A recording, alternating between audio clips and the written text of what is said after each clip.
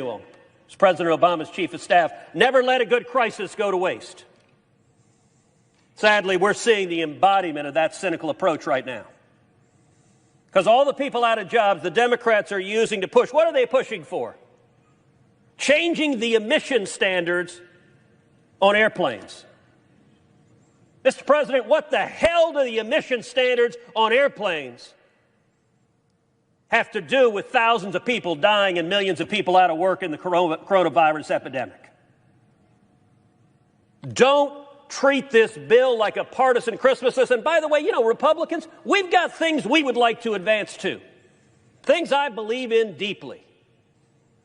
You want to talk about what I'd like to do? I'd like to abolish the IRS. I've campaigned on that all over the country. I'm going to continue fighting for that. But, Mr. President, I'm not standing here with an amendment saying, as part of this emergency relief, let's abolish the IRS. There's a place for that political and policy discussion.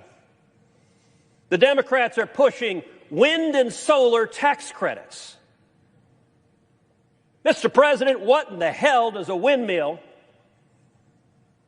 have to do with this crisis?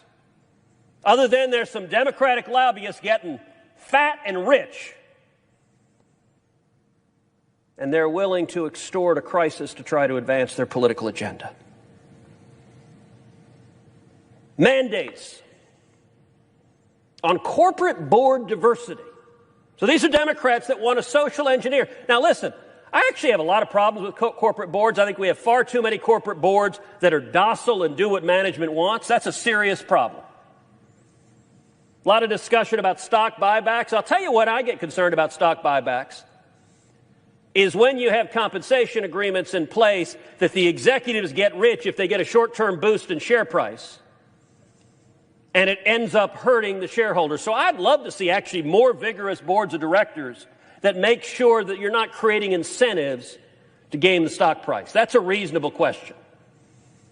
But they want to mandate effectively quotas on boards of directors. Mr. President, what in the hell does that have to do with this crisis?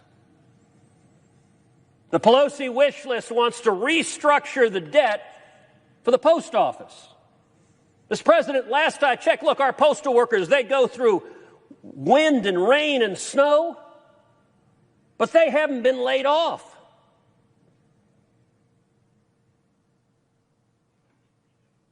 I call upon both sides. Don't play games with this. This crisis isn't going to end tomorrow. It's not going to end the next day. It's going to last for a considerable time. It's going to require adults to step up and lead.